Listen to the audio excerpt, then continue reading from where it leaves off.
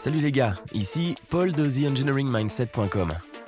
Dans cette vidéo, nous allons examiner le thermocouple pour comprendre son fonctionnement et ses différents types. Un thermocouple typique ressemble à ceci. Il est généralement fourni avec une sonde de température manuelle ou même un multimètre. Ils sont également intégrés dans ces boîtiers solides pour une conception beaucoup plus robuste. Les thermocouples sont très rapides et faciles à utiliser. Il suffit de brancher la sonde dans l'appareil de mesure, dans ce cas un multimètre, bon marché, et de sélectionner le réglage de la température. Nous pouvons obtenir une lecture précise de la température en un rien de temps. Cela fonctionnera pour de nombreuses applications. Avec un thermocouple, nous connectons deux métaux différents à une extrémité. Et les autres extrémités se connectent dans un bloc de jonction. Ensuite, nous utilisons un voltmètre pour lire la différence de tension entre les deux. La tension ici sera très faible. Lorsque nous connectons le thermocouple à un multimètre et que nous appliquons de la chaleur à la jonction, nous pouvons voir qu'il va générer une tension. Comme vous pouvez le voir dans cet exemple, nous sommes capables de créer une très petite tension en utilisant une flamme, et une fois que nous enlevons la chaleur, la tension diminue. Les thermocouples sont disponibles dans différentes gammes de températures. Celles-ci sont indiquées par une lettre qui indique leur plage de température nominale. Le type le plus courant est le K. Il s'agit d'une version très générale. Chaque lettre utilise une combinaison différente de matériaux. Cela nous donne une lecture différente de la température et permet différentes plages de température. Prenons une tige de métal dans notre main et plaçons l'autre extrémité dans une flamme. Et nous savons que la tige va chauffer et que cette chaleur va se propager sur toute la longueur de la tige, jusqu'à notre main. Nous pouvons le voir en utilisant une caméra thermique. Remarquez que l'énergie thermique se déplace sur la longueur du fil de cuivre en s'éloignant de la source de chaleur. Ce qui se passe ici, c'est que la chaleur excite les atomes et les molécules qui, pour les matériaux, ont une structure. La chaleur fait vibrer les molécules et les atomes. Cette vibration est si minuscule que vous ne pourriez pas la sentir avec votre main. Les atomes excités permettront à leurs électrons libres de se déplacer plus facilement, et ils se déplaceront vers l'extrémité la plus froide de la tige. Cela ne se produit que parce qu'il y a un gradient de température, une différence de température d'une extrémité à l'autre. Donc, à l'extrémité la plus froide, nous aurons un peu plus d'électrons qu'à l'extrémité la plus chaude. Comme les électrons sont chargés négativement, nous avons donc une extrémité de la tige légèrement négative et une autre légèrement positive. La tension est comme la pression. On mesure la différence ou la potentielle différence entre deux points. Si vous imaginez une conduite d'eau sous pression, nous pouvons voir la pression à l'aide d'un manomètre. La lecture de la pression consiste à comparer deux points différents également. La pression à l'intérieur du tuyau par rapport à la pression atmosphérique à l'extérieur du tuyau. Lorsque le réservoir est vide, le manomètre indique 0, car il n'y a rien à comparer. Les deux sont maintenant à la même pression. À la même tension, nous comparons la différence d'un point à l'autre. Si nous lisons à travers une batterie de 1,5 volts, nous pouvons obtenir une lecture de 1,5 volts.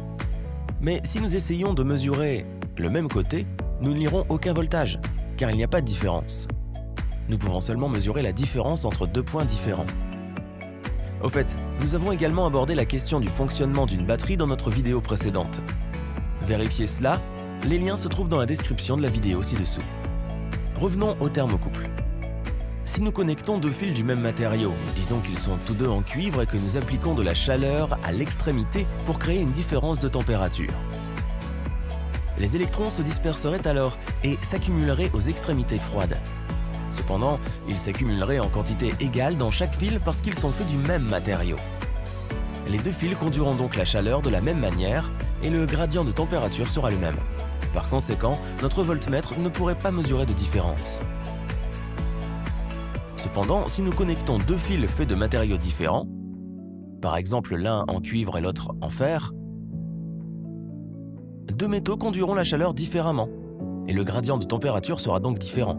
Cela signifie que l'accumulation d'électrons aux extrémités froides sera différente, et nous pouvons donc y connecter un voltmètre et lire une différence de tension.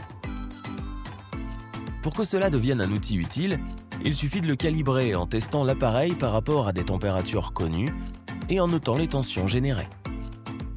Ensuite, nous utilisons simplement une formule pour calculer la température à partir de la tension mesurée. Pour que cela fonctionne au mieux, nous devrions plonger la jonction froide dans un bain de glace, de manière à obtenir une tension avec une référence par rapport à 0 degrés Celsius. Rappelez-vous ce que j'ai dit sur la pression dans un tuyau et la façon dont nous la comparons à la pression atmosphérique à l'extérieur. C'est parce que nous connaissons la pression à l'extérieur du tuyau, sa pression atmosphérique. Donc, pour que la lecture de la tension soit précise, nous devons la mesurer par rapport à quelque chose que nous connaissons.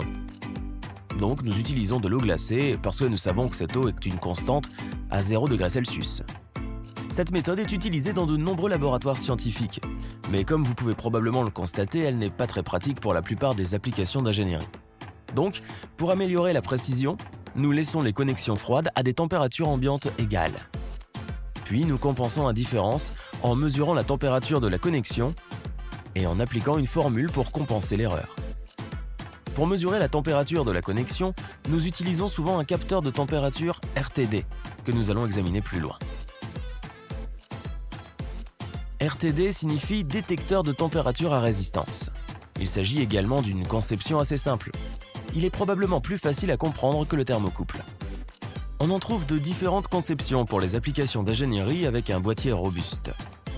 Comment fonctionne-t-il ? Nous savons que l'électricité est le flux d'électrons dans un circuit. Nous avons décrit en détail le fonctionnement de l'électricité dans notre vidéo précédente. Vous pouvez le vérifier, les liens se trouvent dans la description de la vidéo ci-dessous. Lorsque nous faisons passer l'électricité à travers un matériau, disons un fil de cuivre, le matériau aura une certaine résistance au flux d'électrons. Nous pouvons mesurer cette résistance à l'aide d'un multimètre. Les différents matériaux auront des niveaux de résistance différents. Par exemple, ce fil de cuivre d'1 mètre de long présente une très faible résistance de seulement 0,2 ohms. Mais ce fil de nickel-chrome d'1 mètre de long présente une résistance très élevée de 22,1 ohms. La température du matériau modifie la résistance du matériau. La résistance de la plupart des conducteurs augmente au fur et à mesure que la température augmente, ce qui est typique des métaux. Par exemple, ce fil de cuivre présente une résistance de 0,1 ohm à une température ambiante. Mais lorsqu'il est chauffé à la flamme, sa résistance augmente jusqu'à 0,9 ohm. Cela se produit parce que lorsque les atomes et les molécules sont excités, ils vont se déplacer énormément, ce qui rend plus difficile le passage des électrons libres sans collision. Selon une formule connue sous le nom de loi des ohms, la tension est égale au courant multiplié par la résistance. Ce qui signifie que tant que le courant reste le même, un changement de résistance entraîne un changement de tension. Lorsque la température modifie la résistance d'un matériau, nous pouvons mesurer le voltage pour en connaître la température. Nous utilisons un matériau tel que le platine parce qu'il a une résistance presque linéaire en fonction du gradient de température.